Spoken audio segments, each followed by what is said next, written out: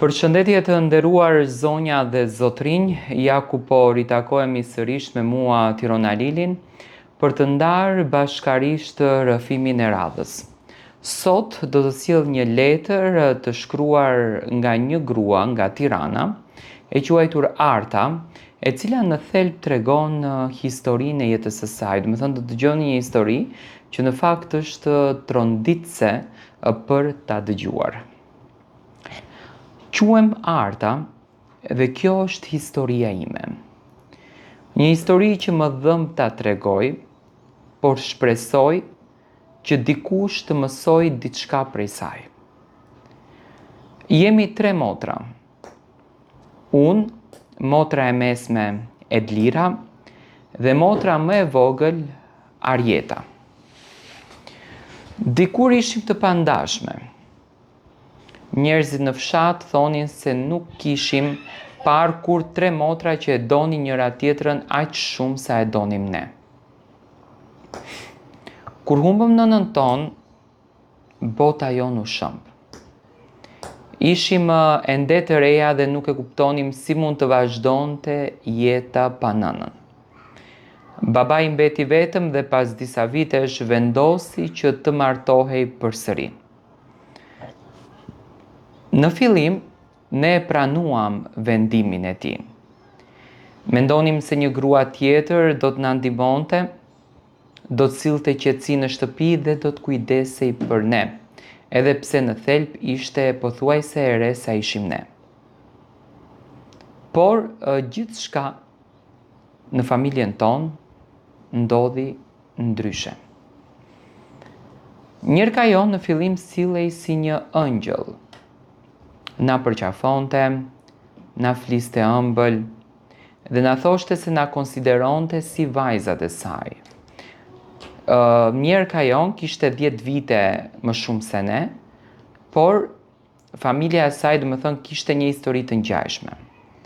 Babai i saj ishte i lumtur dhe mendonte se kishte bërë zgjedhjen e duhur. Ne nuk e dinim se pas buzëqeshjes së saj fshihej një plan që do ta shkatërronte rrënjësisht familjen tonë. Ajo kishte 3 vëllezër të rinj, sa ne. Sa herë që vinin në shtëpi, na vështronin me kujdes. A në të vërtet, Njerka kishte edhe 7 familjar të tjerë, motra dhe vëllezër. Këto ishin 3 më të vegjelit. Njerka filloi të fliste shpesh për ta, thoshte se ishin burra të mirë, punëtor edhe tepër familjar. Në atë kohë ne nuk dyshonim për asnjë gjë, do të thënë drejt nesh edhe mjerkës tonë. Kur mbusha 20 vjeçe, ajo nisi që të më binte të fejohesha me vëllain e saj më të madh. Nuk isha e dashuruar me të, por ajo dhe babi ushtronin një presion të jashtëzakonshëm çdo ditë. Më thoshin se ishte zgjedhja më e mirë për të ardhmen time. Pas shumë debatesh, unë nuk hezitova. Ato që janë në hallin tonë e dinë se si është jetosh me njerëz të tillë, por pranova. Nuk kaloi shumë dhe e njëjta gjë ndodhi me motrën time. Edhe ajo u martua me vëllain e dytë, do të thënë me vëllain e dytë të Njerkës, 2 motra për 2 vëllezër deri më tani. Më pas ka ardhur edhe radha e vajzës së tretë Arjetës, e cila ka përfunduar me vëllain më të vogël të Njerkës. Do të thënë 3 motra janë martuar në të njëjtën derë për 3 vëllezër. Kemi dëgjuar 2 motra për 2 vëllezër, por 3 motra për 3 vëllezër, pak e pa imagjinueshme.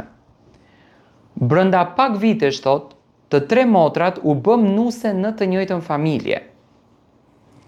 Në fillim menduam se kjo do të na ofronte edhe më shumë, se zakonisht do të thënë është kjo pjesa që edhe motra edhe kunata kalojnë mirë. Thoshim me vete se do të jetonim pranë njëra tjetrës dhe do të kishim një lidhje të fortë për gjithmonë.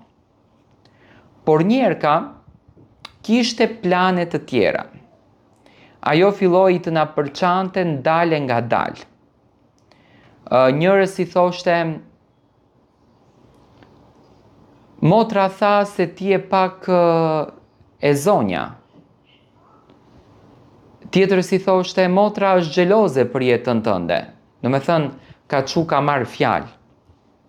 Ndërsa motrës tjetër i mbushte mendjen asnjëra nuk të do vërtet. Në fillim nuk i besuam, por kur një gënjeshtër përsëritet çdo ditë, fillon edhe të duket si e vërtet. Debatet e vogla u kthyen në grindje të mëdha, filluam të dyshonim tek njëra tjetra, takimet familjare u bën të ftohta, telefonatat u ralluan, për herë të parë në jetën tonë kaluan javë të tëra pa u folur. Një ditë ndodhi diçka që përkeqësoi gjithçka.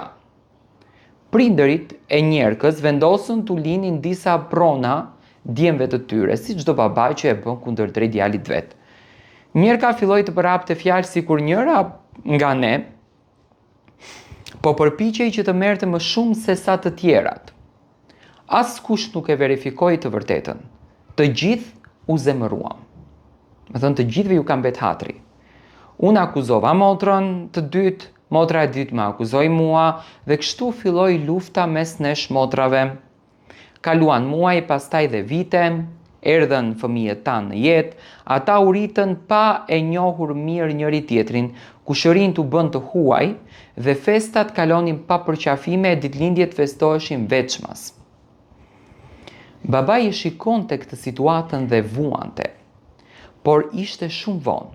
Ai kishte zgjedhur gjithmonë të besonte njerëkën dhe jo ne në këtë rast. Një ditë mora lajmin se babai ishte sëmurë rënd. Shkova në spital, kur hyra në dhomë pash motrën dhe motrën tjetër. Për herë të parë pas shumë vitesh ishim në të njëjtin vend, të tre motrat. Askush nuk fliste. Vetëm lotët rrithnin. Babai na shikoi dhe filloi që të qante. Kam bërë gabimin më të madh të jetës time, tha, me zë të dobët. Ju lash që të ndaheshit. Nuk ju dëgjova kur duhej t'ju dëgjoja. Ato fjalë më goditën si një thik. Për herë të parë filluam të flisnim hapur, treguam çfarë na kishte thënë njerëka ndër vite. Sa më shumë flisnim, aq më shumë e kuptonim se ishim të mashtruara. Të gjithë fjalët që kishim besuar për njëra tjetrën, në thelb ishin gënjeshtra. Njerëka kishte luajtur me emocionet tona ndër vite. Kur e kuptuam të vërtetën, ndjem një dhimbje të madhe, kishim humbur më shumë se një dekadë duke u ryer pa arsye. Pas largimit nga spitali vendosëm të takoheshim vetëm të treja. Ishte një takim i vështirë, në fillim askush nuk dinte se çfarë të thonte. Pastaj njëra motër shpërtheu në lot, më mungonit, edhe ne qamu përqafuam si kur t'ishim fëmijë. Tani kemi një hall të madh. Nuk i bashkojmë dot burrat edhe fëmijët. Çfarë të bëjmë ne nuk e dim. Ky është halli që ka kjo familje, nga një mashtrim arriti deri në këtë pikë.